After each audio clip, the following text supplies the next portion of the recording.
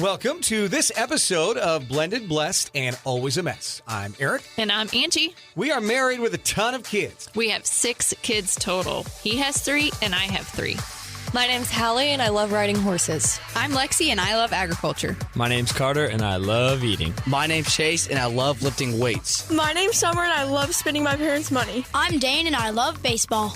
Our show is about our blended, blessed, and always a mess life. And our hope is if you find yourself in the same situation we are in, that by sharing our story, all the fun and all the mess, the challenges we are experiencing, it will give you some inspirations, laughs, and community, knowing you are not alone in this mess. We appreciate you spending time with us. Let's dive in. Welcome to this week's episode of Blended, Blessed, and Always a Mess, where the Aric Angie differences are flowing today. I have shorts and cut-off sleeves, and you're over there bundled up with like a big, you're wearing like almost like a jacket. It's a shacket. A shacket. You've got a big blanket wrapped around you and a cup of hot tea, and this is how we live. My body doesn't work anymore. Doesn't know how to regulate. I'm cold all the time. I mean, she runs her heated blanket at all times, it seems like. So it is. It's just stacked up. It's where we're at. So Memorial Day is when we record this. You'll hear this afterwards. And so on this day, it is 6 months since our sweet Hallie passed away. So tough day all around, especially for Ange. And, you know, our kids have been posted about it on social media. Half a year, it feels like a lifetime ago since we've been able to talk to Hallie and hold her and see her. And just a lot of pain that goes with that as we think about her today. Yeah, some aspects it's hard to believe that it's been 6 months. We talk about it all the time. Like I feel like it was just yesterday that it happened. You can instantly go back to that moment in a second. Yet it just feels like forever. Yeah. Forever since I've seen her. So it's just hard to imagine then what the next 6 months will feel like, and a year mark and a year and a half and 2 years. It's Groundhog's Day. It is difficult, and we've been fighting, both of us have been fighting hard now for a little while. I talked to some folks, and they said it felt like to them months 4, 5, 6 were actually the hardest months after losing a child. And I think that seems fair for us. The last few months, 4 or 5, have been difficult. Because true what they say, so many people, for everyone else, life is back to normal. For the most part, their life is unchanged. In our home, it's forever changed. And so we're still in the suck of it and all the things that go with that. And so a lot of different fighting hard that we've been doing. But today's episode, we heard this term a while back, and it really stuck with us. And it was don't fight back, fight forward. And that's what we want to talk about today is how we're trying to fight forward, because there is a big difference. It feels like that's what we do every day. Every day, to me, feels like a fight in a lot of different ways. I mean, obviously, there's a dark cloud that we're fighting through, but I'm especially fighting hard through, which we can get into that later. But then there's also just a lot of other kind of your normal day-to-day fighting forward that I feel like has happened too. So we'll share some of the normalcy fighting forward and then some of the grief. Yeah, and I think fighting forward. It's one of those things that as I was reading today, and we'll talk about this a little bit later on in a book I've been reading, we're all going to have problems that pop up that we don't expect. Clearly, this is a big one for us, but they happen all the time. It may be in your job or whatnot. And so much time we spend focused on the problem at hand, and we feed that problem rather than trying to figure out a solution. Now, there's never a solution to losing Hallie, but we do try to take positive steps forward as we fight forward is where I'm going with that. Yeah, and there's not a solution, you're right, but there is definitely purpose in the pain, and there's a different way of living that you learn. Yeah, and that's where we fight forward. And so it can be simple things, right? It can like start dress coding. Dress coding at school. Yeah, that was a little bit of a fight. We're starting with the easiest one, I think, right? I mean, the kids are out of school now. All the kids are out of school. Summer break is here. But this was a rough year, especially for the twins when it came to all around dress coding. Their 8th grade year was riddled with heartbreak, and there was days of school missed. And then I call it an F-it year, where it's like, we're going to take the damn trip. And so they went on multiple trips, went on a trip with their dad. So it's also missing school and getting behind and just like all the chaos that comes with that. On top of, they know that they're going to be switching schools, so they're moving from public to private for a multitude of reasons. That might be a whole another podcast later. Sure. Just a lot of challenges at school. And so as a mama bear, you naturally want to protect them, but you also want them to learn life lessons. And this particular school that they go to is not consistent with their dress coding. So I'm all about dress coding. Okay. Yeah, we're fine with it. If their Lulu hottie hot shorts are too short, that's great. Dress code them. 100%. Those butt cheeks are showing. Dress code them. My problem with the fight forward is that when the dress coding is not consistent. So half the girls wear the exact same shorts. So I do have a problem when it's not consistent. And then when one person or a group of persons is getting singled out and it's a lot more people, that's the issue. And it was happening. Targeting. Yeah. It was targeting. It was. Summer was definitely being targeted, pulled out of a group. One day they had her change into lost and found men's joggers. Which frankly is embarrassing for the child and not okay in any way, shape, or No, form. it's not okay whenever it's not consistent. So I did get my feathers ruffled. Yeah. And I just told the kids too, like, listen, if you did wrong, I'm one of those parents that automatically assume my kid probably did something wrong.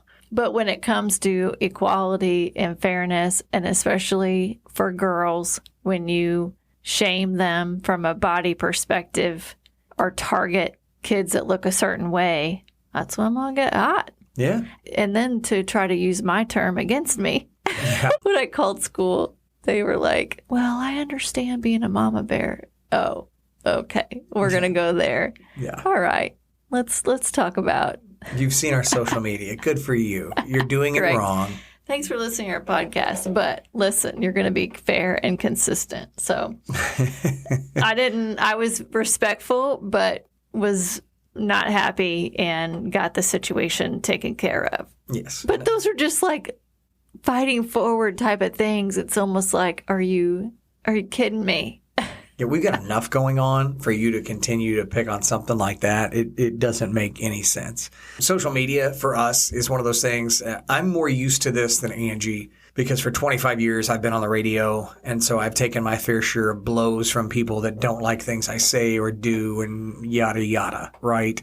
Angie, on the other hand, is new to this. The podcast is maybe 15 months old. And so we have taken some shots on social media because we've shared our grief. For me, I could give two shits. That's just personally. I'll let Angie answer for her. But for the people that want to say that we shouldn't talk about our grief or we shouldn't share, we're helping a lot of people. And we are so grateful for the people that are reaching out and building the community that we looked for. And then I hear from other parents that lost children before us that say, we wish your podcast had been around when we went through this. So for me, I've been doing this for 25 years. I could give two shits. If you were sitting here and you were like, but I don't like that I could give two shits. That's my answer to those people.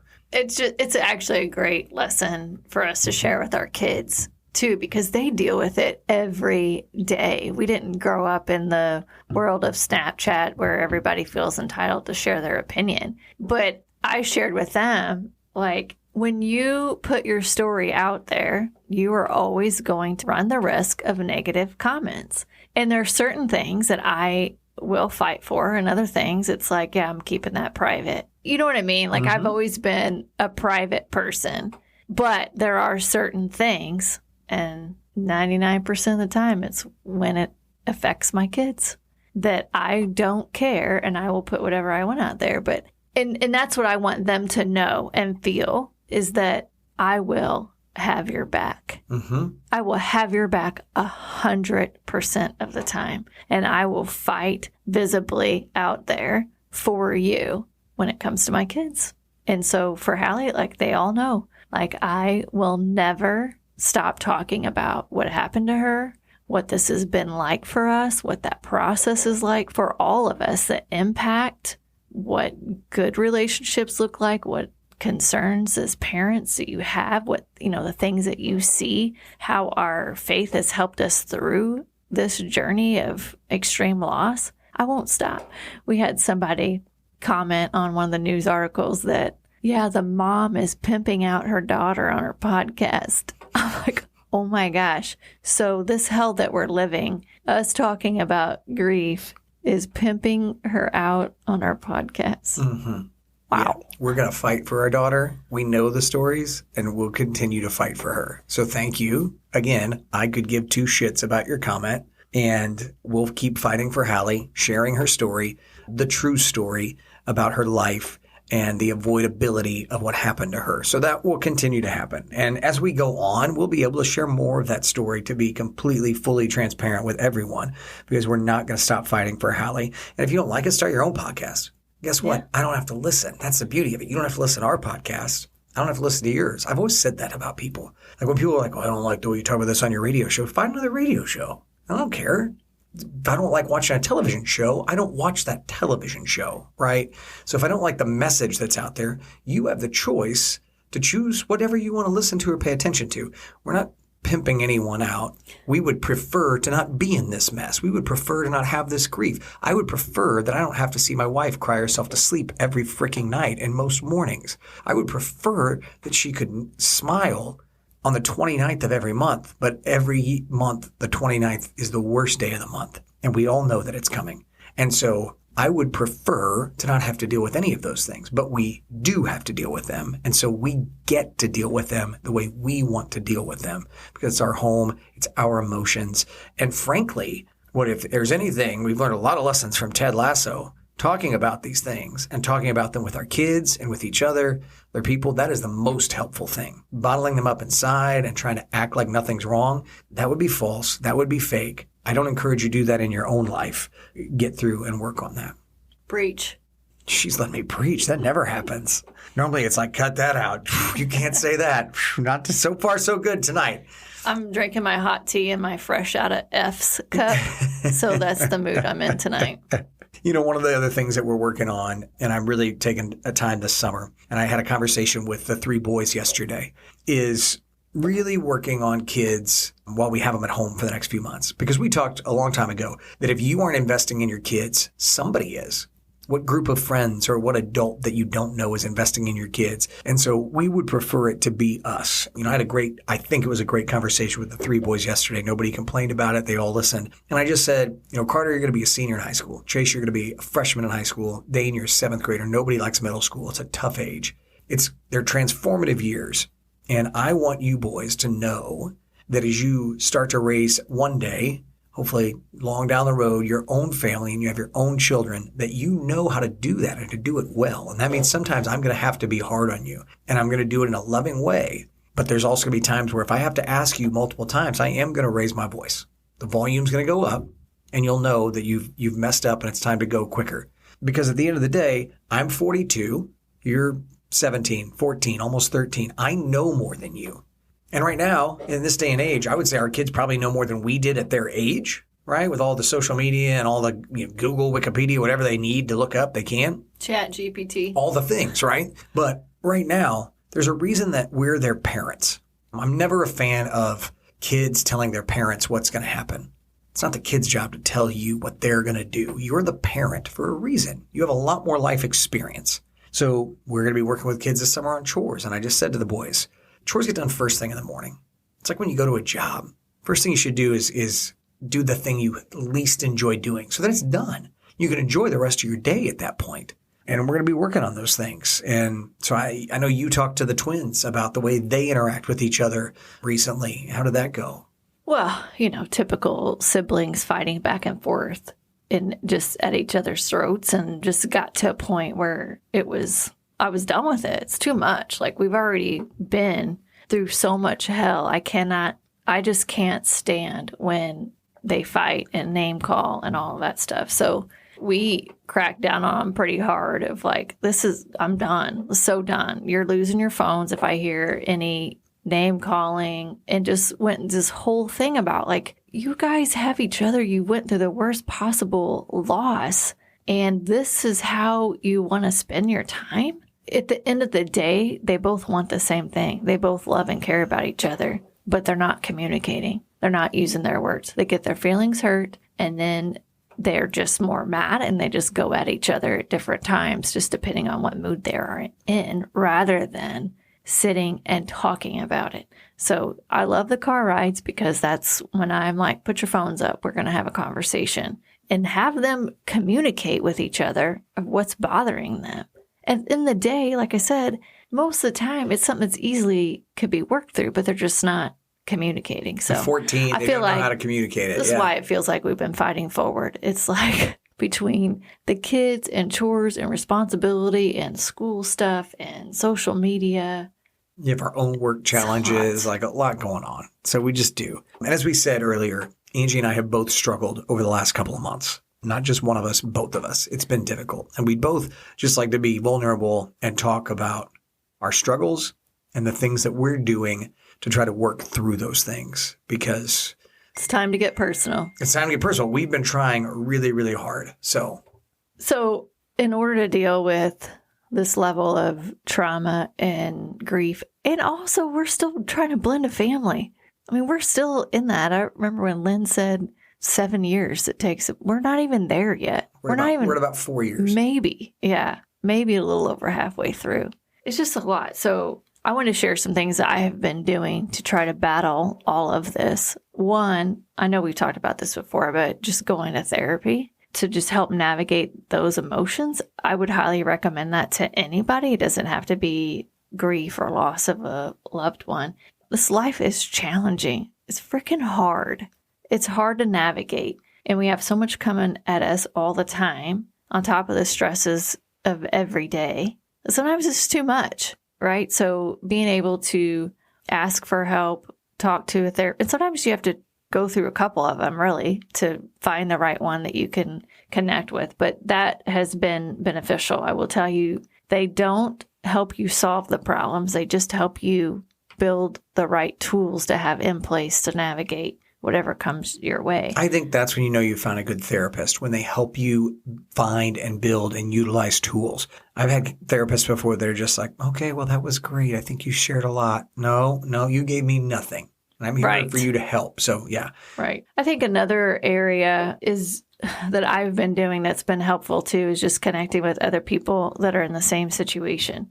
And I've been blessed because of the podcast to be able to connect with other moms that have found me. So just being able to share the real emotion that you're going through with another person that knows what it's like really just helps validate those feelings. And that, because, oh my gosh, the pain runs so deep that there are a lot of times I felt like I'm losing my shit because it's so deep. But then when you can connect with another person, like I have this other mom that's in Nebraska that's had extreme loss of her daughter, Sydney, and her and I will text each other of like, this is how I'm feeling right now. I'm like, oh my gosh, I know exactly what you're feeling like. Here's what happened to me. And it just makes you feel like you're not crazy.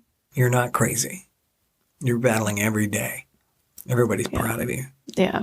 Well, I know a lot of people say, oh gosh, she's so strong. Well, let me just tell you, I am really good at putting on a front around other people. And I know a lot of people see through me on that, the people that are really close to me, but people on the outside maybe look and go, oh man, she's got it together. Nope, I do not. I don't. But here's what I really want to share. And like I said, I'm normally very private, but I think this is definitely worth talking about. And that you're going to say something. Well, when we started this podcast, you never would have shared something of this magnitude with people. And so for me, as you get ready to share, I just want you to know what kind of growth you're having in so many levels. So while you may feel weak, I see real growth happening in those moments of pain.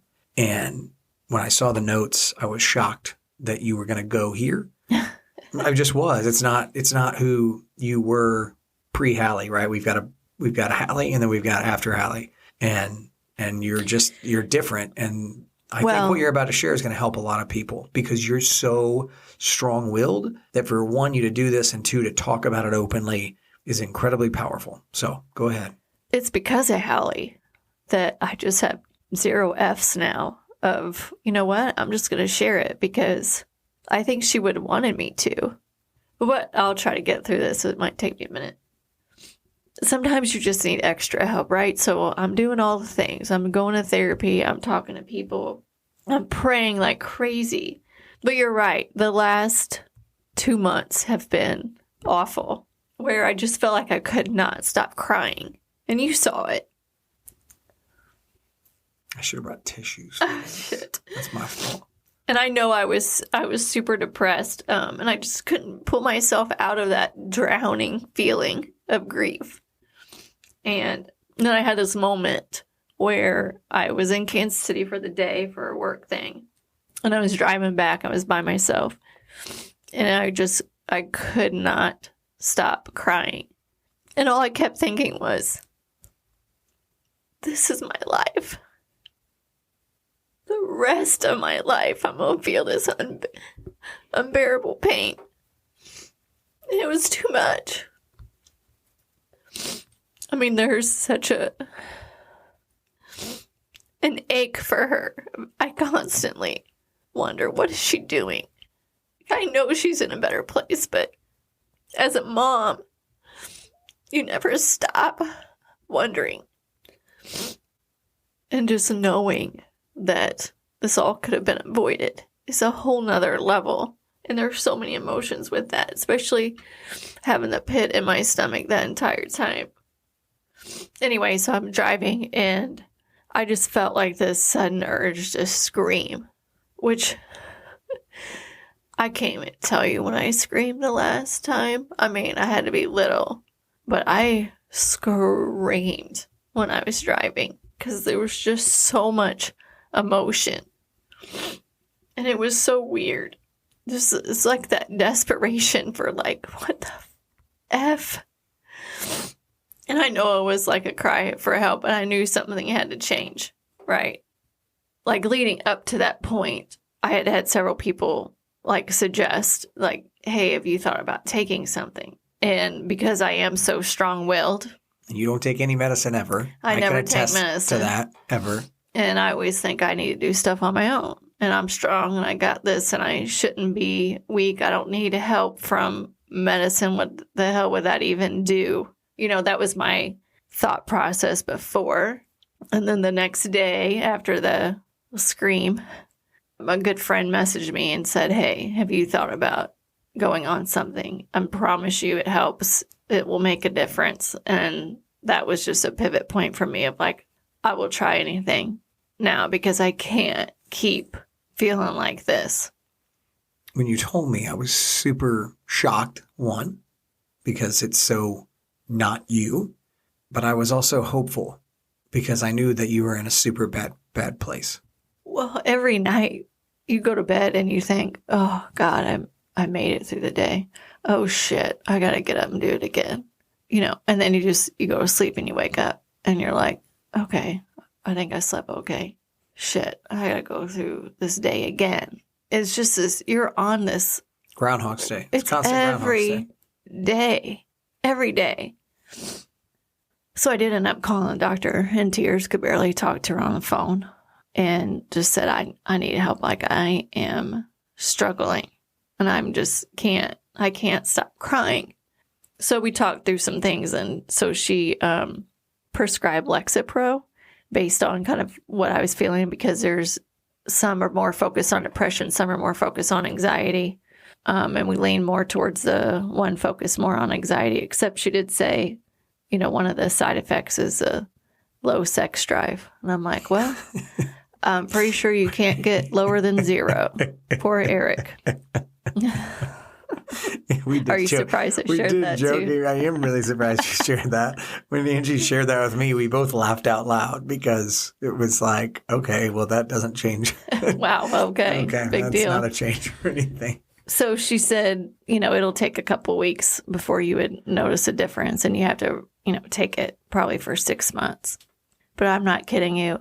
In like 3 or 4 days, I could tell a difference. It wasn't. And I think you're just anytime. There's you don't take medicine because your body's super sensitive to any medicine that you take. And it's a low dose. Yeah, it's a low dose. You immediately were a different person by the end of the first week.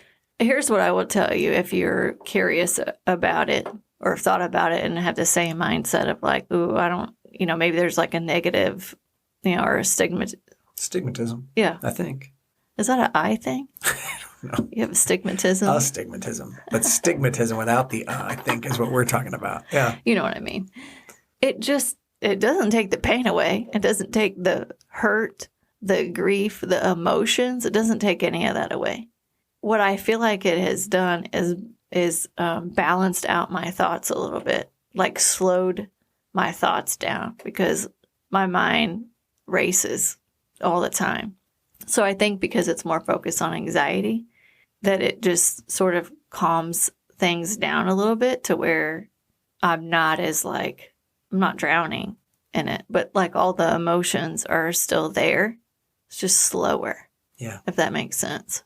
Well, I can just tell a difference. And the fact that you've shared that is going to help somebody. I mean, just super proud of you as always. Like your journey is the most difficult of all of our journeys. And to watch you fight it and battle it and do the things that you're doing, I couldn't be more impressed with you and love you more. And our kids appreciate, me and the kids all appreciate you giving Alexa Pro a try. And I do feel like it's made you more engaged with us and what's going on. And not that you weren't before, you didn't know how and you couldn't function. You were so sad. Dead inside. Oh, so sad. So I'm like, feel like I'm starting to get a little bit.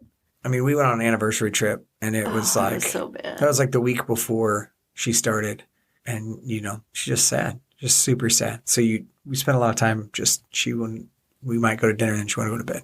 There wasn't a lot going on. No. Right. It was, and we got back the next week and that was that. So you're doing well.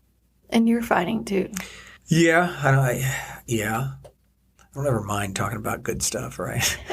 Don't mind talking about myself when it's good. And that's not true, I guess. When we first started dating, I was very open about struggles that I'd had and where I was. But that's you, and I trusted you, and I have friends that I trust with that. I have a lot of, as we've talked about before, like an army of men in my life, Christian friends that have really helped me over the last 5-6 years. An old Tim McGraw song. It's called Better Than I Used to Be, and I love that song. I feel like when I look in the mirror, I'm better than I used to be. I'm not where I want to be, but I'm better than I used to be. So I was in a funk too, right? Because I'm also grieving, trying to figure out how to hold things together when you're clearly super in pain, which didn't go well for me probably because now that's not my strong suit. Like we've always worked so well together because we are such a good team. And I started down the path of a lot of negative self-talk. One of the things that I know isn't true as a Christian, I know that God loves me, but the devil wants in. And I just started believing that what's happened to our family was my fault for years of sins that I had when I was younger. And that this was payback that I deserve somehow to tear apart this beautiful family.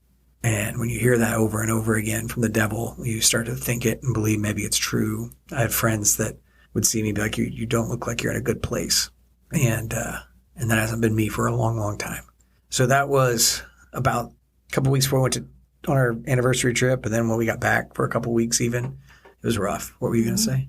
I was just going to say, I felt like we were struggling before we went on the anniversary trip. But then when we got back, I felt like it got worse. And part of it is I feel like you could let your guard down a little bit because I started to do a little bit better because I started taking the Alexa Pro. Yeah. And I think you then saw a change in me. And so you could let your guard down a little bit and allow yourself to feel all the feels too. And even when they're sucky feels, right? And then that's when we really you started sharing more about your struggles. And I feel a lot of guilt. Like I feel a lot of guilt that as a father, I pride myself on protecting my home and my family and feel like I was right there with Angie and that this was a bad relationship. And I knew it from the moment I met him. And I knew it. That was when we first started dating. The perception he gave off was not the reality. It was very clear to anybody that works with people on a daily basis, right? And you deal with a lot of different people. And I always wanted to get her away from him. And I tried to, if it was Lexi, my own daughter, I just would have bulldozed through and said, we're not fucking doing this. Beep. Yeah, we're not doing this. Okay. He's not okay. I'm your father. We're not doing this. Okay. So as a bonus parent, I don't have that luxury, right? Not my daughter by blood. Feel like she's mine, but I had to build up trust. I really felt like the 6 months before we lost Hallie, before she was taken from us, that I was making headway And had there been a little more time, I could have made very pointed examples of why this wasn't going to work for her. But I ran out of time. And so I carry a lot of guilt that I didn't get her out of that situation. Now, again, that's the devil. I know that I couldn't physically drag her out of that.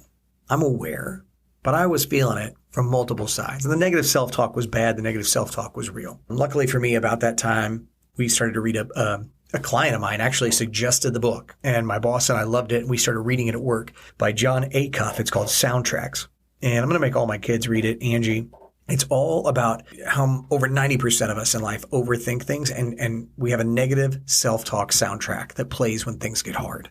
As I started to read the book, within the first chapter, 2 chapters, it was very clear that this book was going to be incredibly changing for me, about changing the soundtracks that are in my brain. And then when something happens, to flip that and the different ways to do it. And so, at that point in time, I also started to make some just conscious change. The first thing I did, I stopped biting my fingernails, which I said I could never do. And that probably happened before we went to Florida, I guess. 42 years old, bit my fingernails my whole life. And I stopped. I'm like 2 months or more in now to not biting my fingernails. I'm so proud of you because, to your point, when Aric and I first started dating, he's like, oh, no, I've tried everything. I can't stop. It's just something I can't do it. Yeah. And then you flipped a switch and you just did it. Well, I just felt like I needed to do something. Like I needed a win, right? To prove that you and could do something. And I really didn't think I could do it. If I'm being honest with you, I did not think I could stop biting my fingernails. But when I did, that was oh, crap. I didn't think I could ever do that. Maybe one of the top things. They sound dumb to some of you, but after 40 years of biting my nails, I didn't think that was a possible thing for me to quit. So when I did, it was kind of like light bulb, like, okay, well, I can do that. What else could I do? Angie was super supportive in it because, one, she always hated my nails, so she was super supportive in it. But the fact that I did it, she was very supportive. And then some other just different conversations have happened over the last couple of months where I know that Angie's been healthier in all kinds of ways. And it's showing. Angie, I think right now, even though she doesn't like the reasoning, is more beautiful than she's ever been. A lot of clean eating. No alcohol, no caffeine. I'm not giving up caffeine, by the way. Well, for me, I feel like shit internally. So it's like, what can I do I can control to try to feel the best that I can? And it's diet and exercise. Yeah. And caffeine was messing with me big time. So I exercised all the time. I was doing that right, trying to read my Bible, doing all those things. But, I don't want my wife to feel like I'm letting her down in that regard. So then after I had the nails down, I started working on the food that I was eating. And I feel like for 4 to 5 weeks, my food's been much better. My food's never going to be perfect, I don't think. But my food's way better than it's ever been because I just want to make sure I'm making good choices. And I want to be able to connect with Angie in any way that I can right now. We're wrapping up Memorial Day. I've said a couple times this weekend, I think this is the first Memorial Day since I was probably 17, since I was off to college, that I haven't had any alcohol this weekend. And I'm not trying to quit alcohol. I'm not trying to not ever have a piece of fried chicken again. But I'm trying to make sure that if I do those things, it's for the right reasons.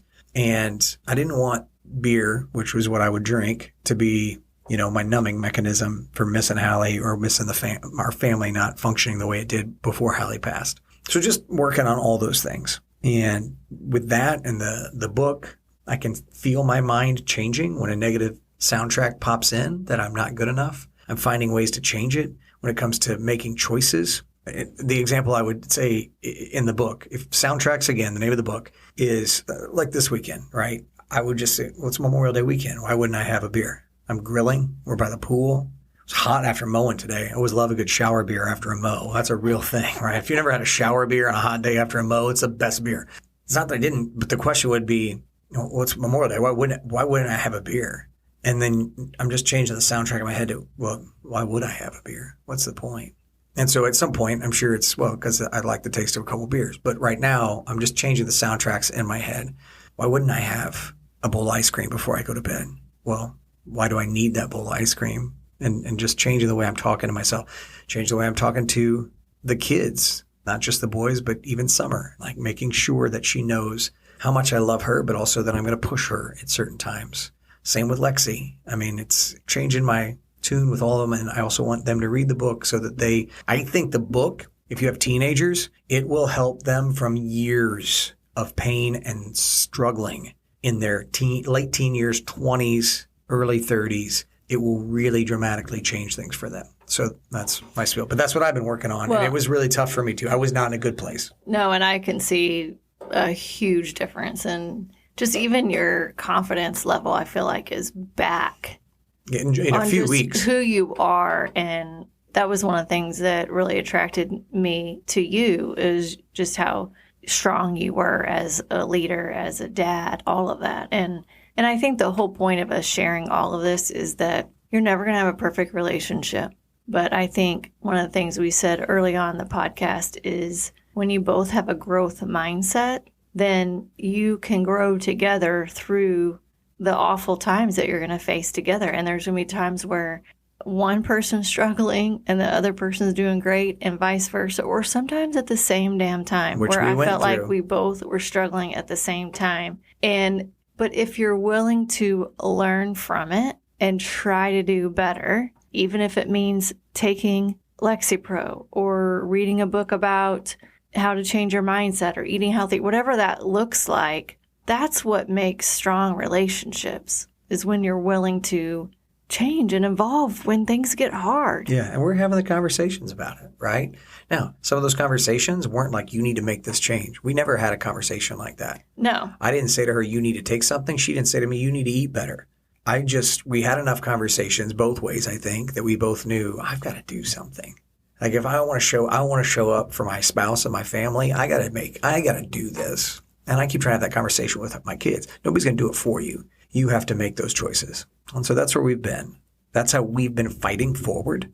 And so I hope that you'll continue to fight forward with us, because we're getting there. We're going to get there. And on that note, you're going to keep fighting forward with some really cool news about the book that we revealed. Just another update on the book. So I met with the publisher and we reviewed the illustrations, and they loved the illustrations. So just a few little tweaks, but not changing the illustrations. Not just did you meet with the publisher, you now have a publisher. Right. I did sign a contract to have a company help me get the book out the door. Yeah. So it is exciting. They have me on a schedule. Which she deadlines. Loved. She loves all that. Yes. Using Basecamp, which is a tool that we do projects in. Yeah. Yes, that part's exciting. So I'll keep providing updates as we go. This is a new journey for me, too. I have no idea what I'm doing. Best-selling author. It's coming. It's coming. We'll see. I'm telling you. We'll see. I've got an idea for a second one, too. So that's where we're at. And we're grateful for each and every one of you for helping us to build this community and for showing up for us when we need you. Because so many of you that listen, you reach out and you show up for us. Just like the moms that are reaching out to Angie and the friends that are reaching out after they listen. We love you. We appreciate you. We couldn't do it without you. So fight forward. Fight forward. Thanks to everybody. We hope you have a wonderful week, and God bless. Thank you for listening to Blended, Blessed, and Always a Mess. Follow us on Facebook, Instagram, and at blendedblessedalwaysamess.com. Reach out to us on any of our social channels. We would love to hear from you. Have a great week.